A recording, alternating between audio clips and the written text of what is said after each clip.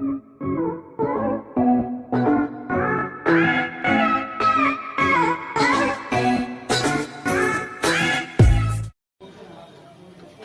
है।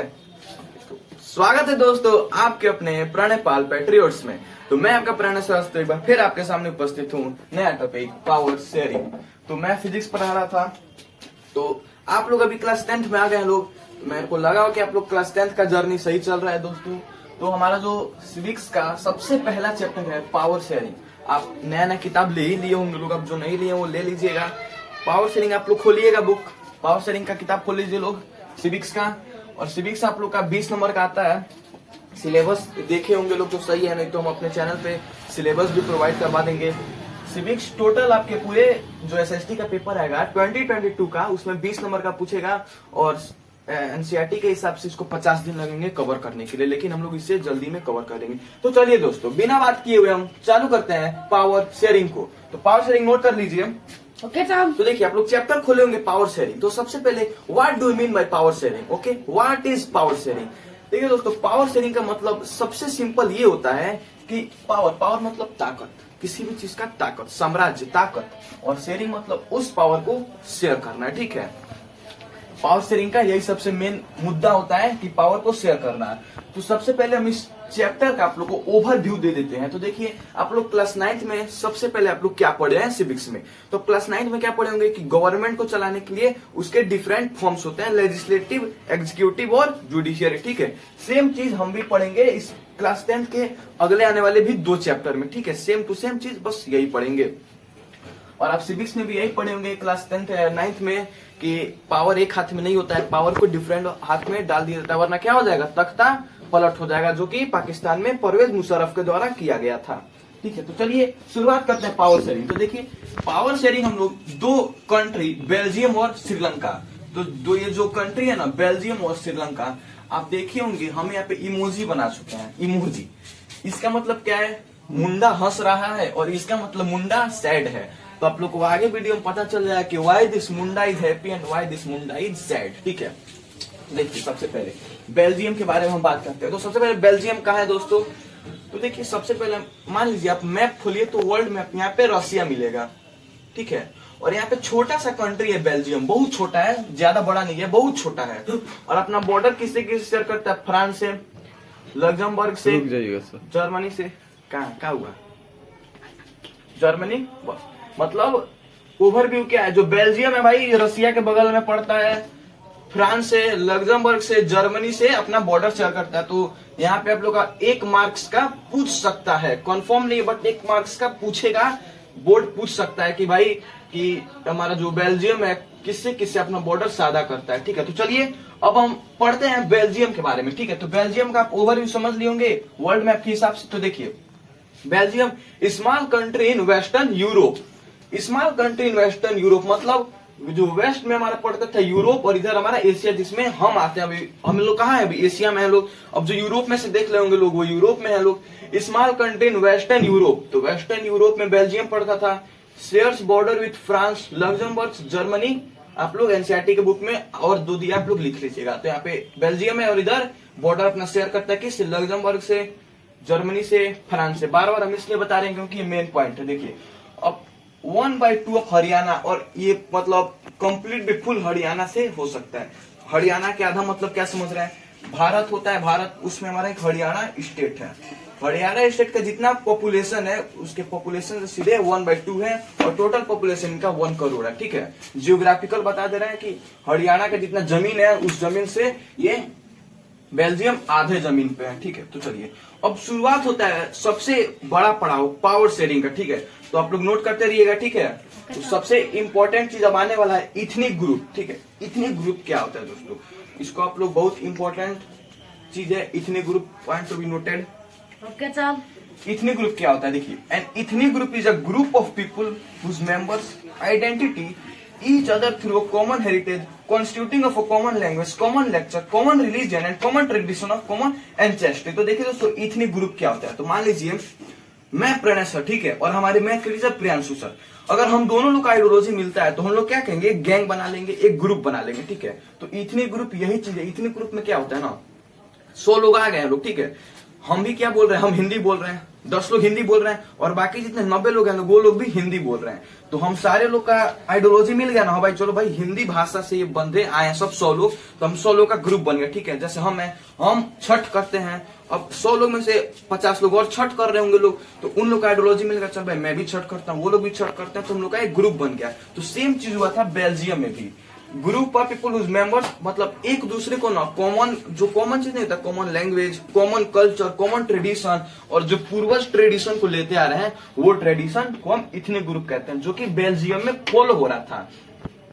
पॉपुलेशन क्या है देखिए, तो टोटल बेल्जियम का, ये बेल्जियम को मैं बाहर निकालूं, टोटल 100% में से दोस्तों 59% डच थे सब। अब आप लोगों को पता होगा Dutch is a type of a language, ठीक है, और वही नहीं बोल रहे हैं, डच एक तरह का लैंग्वेज होता था। तो 59% लोग डच में, मतलब 59% लोग डच बोलते थे जो कि बेल्जियम में रहते थे। अब मान लीजिए 59% लोग डच बोल रहे हैं, और 1 करोड़ का अगर आप 59% निकालते हैं तो कम से कम लगभग 50 प्लस के आसपास होंगे। मतलब क्या है, मेजोरिटी सबसे ज्यादा किसका है, डच का है दोस्तों। तो अब डच का मेजोरिटी ज्यादा है तो अपना क्या करेंगे, एक अब गैंग बना लेंगे, चल भाई मैं भी डच बोलता हूँ, तू भी डच बोलता है, हम लोग का एक ग्रुप है, हम लोग में कॉमन लैंग्वेज मिल रहा है। 40% फ्रेंच बोलते थे, ठीक है, 40% फ्रेंच बोलने का मतलब क्या है, सीधे सीधे माइनॉरिटी में है लोग, ये लोग भी अपना इतने ग्रुप बना लेते थे। अब बच गए हमारे जर्मनी वाले, तो जर्मनी वाले 1% बोलते थे, ठीक है। देखिए जर्मनी और डच, फ्रांस, जर्मनी, मान लीजिए दोस्तों ये हमारा एक बेल्जियम कंट्री है, मैप अच्छे से नहीं बन पाया, आप बोलिएगा तो मैं मैप भी प्रोवाइड करा सकता हूँ नेक्स्ट वीडियो से, ठीक है। तो जो किनारे का हिस्सा था ना, बस किनारे में 1% हमारे जर्मनी वाले रहते थे, बाकी जो डच थे तब डच पूरा ऊपर छान लिए थे सब, और बीच में भी फ्रांस, इधर भी फ्रांस थे सब। लेकिन सीधे सीधे बात है, 59% डच वाले, 40% फ्रेंच वाले, 1% जर्मनी वाले। पॉपुलेशन भी इंपॉर्टेंट चीज है दोस्तों, इस बोर्ड पे, व्हाइट बोर्ड पे जितना चीज लिखा है ना, सारा चीज एनसीईआरटी के एक पॉइंट को छान छान के हम लोग यहाँ पे लाए हैं लोग, ठीक है। आप लोग पॉपुलेशन समझ लिए, ये जो पॉपुलेशन है दोस्तों ये हमारा कंट्री के हिसाब से, मतलब बेल्जियम एक देश है, ठीक है, जो वेस्ट यूरोप में पड़ता है। इस कंट्री में कितने लोग रहते हैं, जैसे इंडिया में क्या है, इंडिया में 22 लैंग्वेज होता है ना, जिसको कॉन्स्टिट्यूशन दिया था, तब 22 में हिंदी, मलयालमी, मणिपुरी, हिंदी सब लोग बोलते हैं, तो वो क्या है कंट्री के लेवल पे। अब हम आते हैं कंट्री के अंदर, मतलब स्टेट में, ब्रुसेल। ब्रुसेल क्या होता है दोस्तों, ब्रुसेल जो है हमारा बेल्जियम का क्या है, राजधानी है। तो राजधानी क्या होता है, राजधानी सबसे मेन चीज नहीं आता है किसी भी कंट्री की। जैसे हमारा दिल्ली है, तो दिल्ली में क्या लोग बोलते हैं, हिंदी बोलते हैं, इंग्लिश बोलते हैं, ठीक है, बोलते हैं हम लोग। ये चीज है कि जो बेल्जियम है उसका कैपिटल क्या है, ब्रुसेल। अब हम आएंगे ब्रुसेल के पॉपुलेशन के बारे में जानने के लिए, ठीक है। थोड़ा पानी पी ले दोस्तों, बोलते बोलते पता ही होगा आप लोगों को।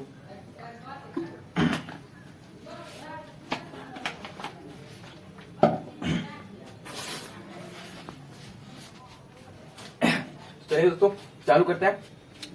ब्रुसेल क्या है, बेल्जियम का कैपिटल है, जो कि बेल्जियम के कंट्री के अंदर पाया जाता है, ठीक है। ब्रुसेल में 80% फ्रेंच है। अब देखिए यहाँ पे मेन जो आग लगाने वाला चीज होता है ना, वो चीज यहाँ पे आ चुका है। 80% फ्रेंच, 20% डच। देखिए दोस्तों आप यहाँ पे क्या देखे होंगे, अगर आप सोचे होंगे ये चीज को कि भाई कंट्री के लेवल पे हमारे डच ज्यादा थे सब, लेकिन कैपिटल के लेवल में फ्रांस ज्यादा थे सब। एक चीज हम बताना आप लोग को भूल गए, जो डच तो फ्लेमिश रीजन में रहते थे, तो मतलब डच वाले फ्लेमिश रीजन, जर्मन वाले वालानिया रीजन, और जर्मनी वाले साइड ऑफ द कंट्री, इनका कोई रीजन अपना था ही नहीं, बस जर्मनी वाले थे लोग, ठीक है।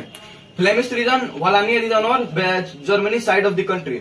देखिए ब्रुसेल में क्या होता था, ये जो ब्रुसेल छोटा सा राजधानी है ना बेल्जियम के अंदर, अगर हम इसको बाहर निकालें इस ब्रुसेल में, तो 80% मतलब यहां तक टोटल हमारा किसका था, फ्रांस का था, और ये 20% हमारे बच गए थे लोग डच लोग। 80% फ्रांस, 20% डच। अब प्रॉब्लम यहाँ पे क्या आ चुका था कि देखिए भाई हम हैं, कैपिटल हमारा पूरा कंट्री है बेल्जियम, बेल्जियम में भाई हम सबसे ज्यादा हैं डच वाले, लेकिन वही चीज अगर हम कैपिटल में आ गए, भाई कैपिटल में जैसे एंट्री करे लोग, अरे यार यहाँ पे क्या हुआ, यहाँ पे फ्रेंच वाले ज्यादा हो गए लोग और डच वाले कम हो गए लोग, तो अभी भी यहाँ पे प्रॉब्लम नहीं हुआ था। देखिए दोस्तों जो क्लास 10th का हिस्ट्री है चाहे सिविक्स है ना, सब आइडियोलॉजी है। What is all the types of ideology, आपके विचार पे ना पूरा इतिहास रच दिया गया है, ठीक है। तो विचार बदलिएगा तो देश भी बदलेगा, और देश बदलेगा तो आप बदलेगा, इतिहास बदलेगा, ठीक है।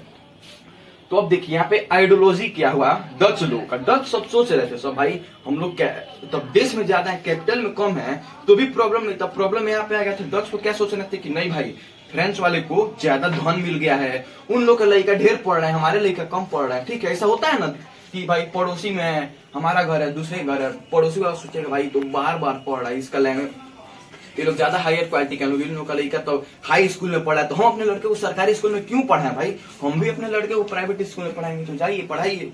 वही बात हुआ था यहाँ पे भी। डच वाले सोच रहे थे सबकी फ्रेंच वाले के पास क्या है, बहुत ज्यादा प्रॉपर्टी दे दिया है, ठीक है, उन लोग के लड़के हायर एजुकेशन करते हैं, मतलब कंट्री का जितना भी मतलब मेन प्रॉफिट था ना वो सारा प्रॉफिट फ्रांस वाले ले चुके हैं लोग। ये डच वाले का आइडियोलॉजी था। बस इसी आइडियोलॉजी पे हमारा पूरा मतलब पूरा सिविक्स का जो पहला चैप्टर है ना एक आइडियोलॉजी पे रच दिया गया।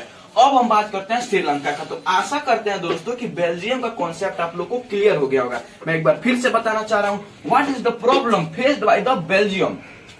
बेल्जियम को कौन सा प्रॉब्लम फेस किया गया था, तो प्रॉब्लम यही फेस हुआ था कि जो बेल्जियम था उसमें डच वाले को लग रहा था कि फ्रेंच वाले को ज्यादा मतलब पूरा उन लोग का जो होता है ना धन सब फ्रेंच वाले को दिया गया है, उन लोग के लिए उन लोग का देश है, हमारे लिए मेरा देश नहीं है। ये चीज डच वाले सोच रहे थे सब। चलिए ठीक है, चलिए बात करते हैं श्रीलंका का।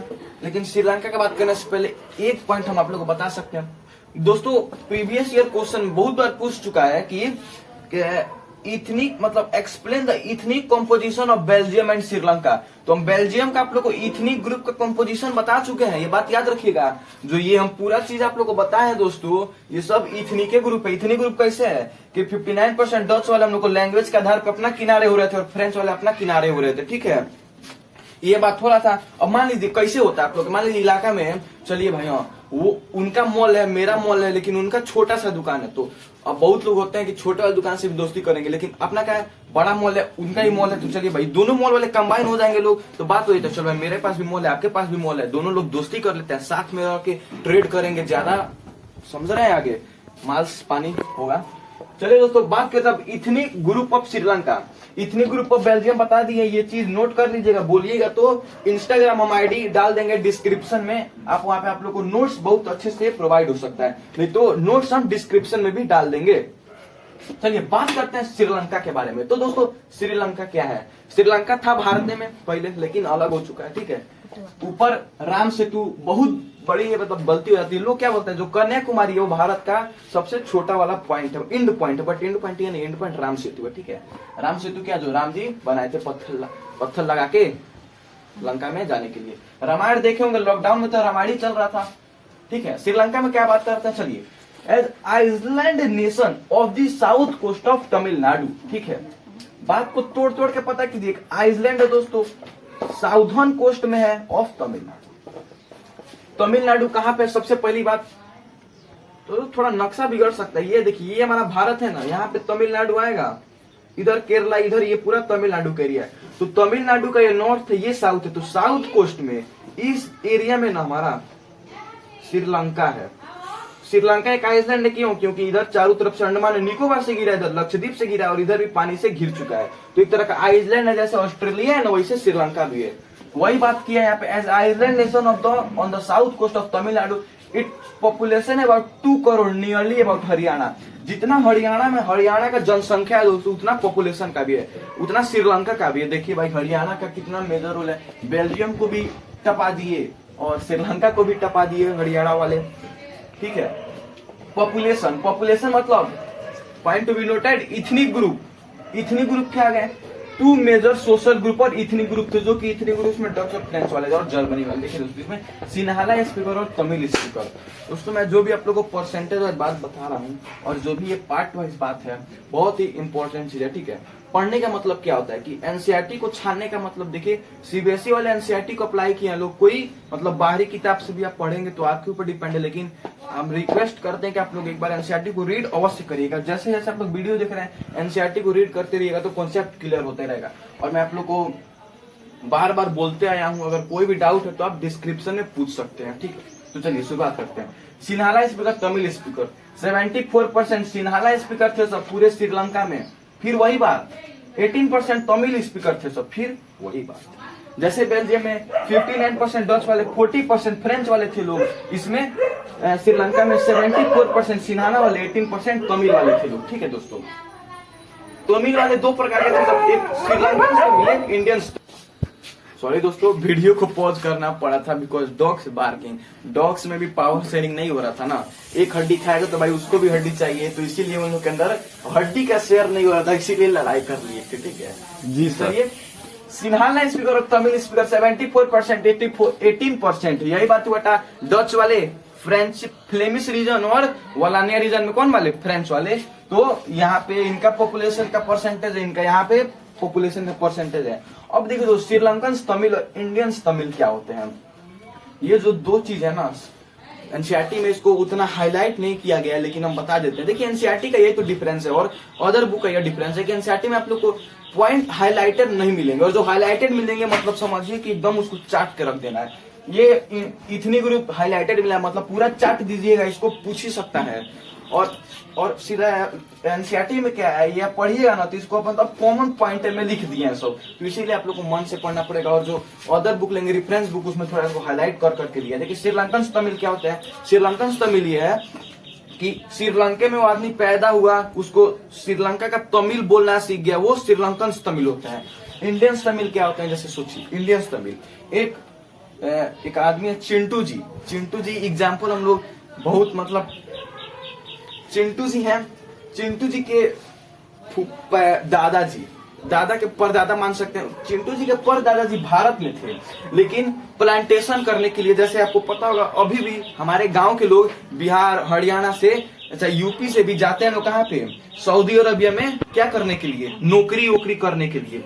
तो वैसे ही जो अंग्रेज थे सब इन लोगों को प्लांटेशन के लिए लेके गए थे सब श्रीलंका में। अंग्रेज सब भेजते रहते थे, सब चारों सब ट्रेड था। वैसे चिंटू जी के दादाजी को जाना पड़ा श्रीलंका। अब चिंटू जी के दादाजी सोचे चलो भाई श्रीलंका में चल रहा है अपना, ठीक है, तो हम उधरी बस जाते हैं। तो ये लोग वो होते हैं जिनके एंसेस्टर पूर्वज जाके श्रीलंका में बसे हैं। अदर उन लोग का जन्मभूमि तो इंडिया ही है, लेकिन दो तीन मतलब उनके पापा, चिंटू जी के पापा और खुद चिंटू जी भी दो लोग श्रीलंका में जाके बस गए, लेकिन थे लोग इंडियन के, वो हमारे इंडियन तमिल हो जाते हैं। और श्रीलंकन तमिल, इनका पॉपुलेशन 18% था। अब देखिए बुद्धिज्म, हिंदुज्म और क्रिश्चियनिटी, इसमें हमारे क्या थे सब, फ्लेमिश रीजन, वलानिया रीजन और डच फ्रेंच थे तब। लेकिन इसमें क्या है, बुद्धिज्म, हिंदू मुस्लिम और क्रिश्चियनिटी, ये तीनों हमारा क्या है, इन लोगों का रिलीजन है, मतलब जात। सिन्हाला स्पीकर क्या थे, सिन्हाला के देखिए भाई मेजोरिटी श्रीलंका में सिन्हाला है और बेल्जियम में डच है। ये मेन बात है, श्रीलंका में सिन्हाला, बेल्जियम में डच। श्रीलंका में सिन्हाला, बेल्जियम में डच। श्रीलंका में सिन्हाला, बेल्जियम में डच। श्रीलंका में भाई क्या थे, सिन्हाला थे और बेल्जियम में डच थे। मेन पॉइंट है श्रीलंका में सिन्हाला। तो जो सिन्हाला थे सब बुद्धिज्म बोलते थे सब। देखिए बुद्धिज्म क्या है दोस्तों, ये एक आइडियोलॉजी था, फॉलोअर थे लोग सब बुद्ध भगवान के। पहले बहुत लोग बुद्ध भगवान के फॉलोअर थे लोग। तो श्रीलंका में वही सिन्हाला वाले बुद्ध के थे लोग, और जो तमिल से तब हिंदू मुस्लिम थे लोग, और जो भी तमिल स्पीकिंग थे सब मतलब श्रीलंकन तमिल, इंडियन तमिल, ये हिंदू लोग थे लोग, और अधिकतर लोग मतलब आधे आधे मुस्लिम भी थे लोग। और बाकी जो तमिल और सिन्हाला थे तो वो लोग क्रिश्चियनिटी मतलब क्रिश्चियन को अपनाए थे लोग। ये तीन रिलीजन था हमारे श्रीलंका में, श्रीलंकन तमिल और इंडियन तमिल, ठीक है। तो देखिए दोस्तों, बेल्जियम में सबसे पहले प्रॉब्लम क्या हुआ था मैं आपको बता दिया हूँ, डच के गलत आइडियोलॉजी से कि भाई फ्रेंच को सारा चीज मिल चुका है। और श्रीलंका में प्रॉब्लम क्या था दोस्तों, श्रीलंका में जानते हैं क्या प्रॉब्लम था, मेजोरिटीज्म चल रहा था श्रीलंका में। मतलब क्या, देख भाई घर में मैं सबसे बड़ा हूं, तो भाई घर में पूरा साम्राज्य मेरा होगा और किसी को नहीं चलने दूंगा। तो दोस्तों इससे थोड़ी चलता है, देश को चलाने के लिए यूनिटी चाहिए, जो कि हमारे भारत में है, ठीक है। हमको एक झापड़ मारा तो उसको क्यों छोड़ेंगे, हम भी मारेंगे 2 झापड़, ठीक है। श्रीलंका में ये मेजोरिटीज्म चल रहा था कि भाई देखिए सिन्हाला वाले 74% थे सब श्रीलंका है, तो भाई यहाँ तो पूरा सिन्हले कवर करेंगे सब, तो क्या सोचेंगे सब हम ज्यादा हैं। ये जो तमिल स्पीकर हैं लोग, ये पहले तो पिछड़े कास्ट के हैं लोग, अब मेरा क्या बिगाड़ पाएंगे लोग, हम संख्या में ज्यादा लोग आएंगे, लोग थूट थार के हटा देंगे लोग।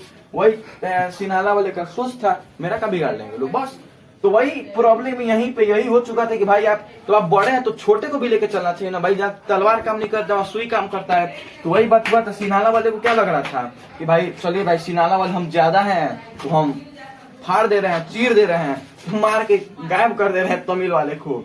ठीक है, तमिल वाले क्या सोच सकते, चल भाई हम छोटे हैं तो हम अपना धीरे धीरे काम करते हैं, ना हम उनको छेड़ेंगे ना वो हमको छेड़ेंगे। तमिल वाले को पता था हम छेड़ भी देंगे तो हमको छोड़ेंगे नहीं। सिनाला वाले को पता था हम ज्यादा आएंगे तो खत्म कर देंगे। तो यही चीज प्रॉब्लम यहाँ पे हो चुका था। श्रीलंका में मेजोरिटी का सरकार चल रहा था और बेल्जियम में हमारा क्या हुआ था देखिए। तो देखिए बेल्जियम जानते हैं क्या है, बेल्जियम छुपा रुस्तम है।